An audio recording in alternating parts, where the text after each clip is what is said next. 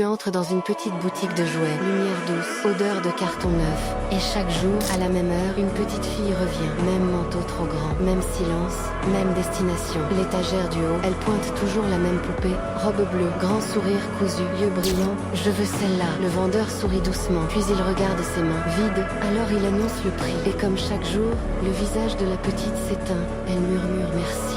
Puis elle repart sans pleurer, sans insister. Mais ses yeux restent accrochés à la poupée jusqu'à la porte. Au bout de quelques jours, le vendeur la suit discrètement. Dehors, la petite s'assoit seule sur un banc. Elle ouvre une petite boîte en métal, des pièces, quelques centimes. Elle les compte une par une, comme si chacune coûtait un effort immense.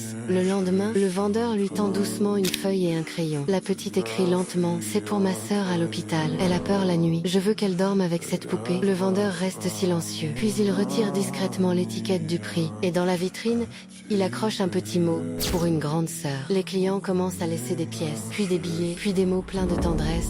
2 jours plus tard, la petite revient. Cette fois, la poupée l'attend dans un sac bleu. Elle le serre contre son cœur comme un trésor. Et pour la première fois, elle sourit sans retenir ses larmes. Sniff. Le soir même, dans une chambre d'hôpital silencieuse, une petite fille s'endort enfin, avec la poupée dans les bras.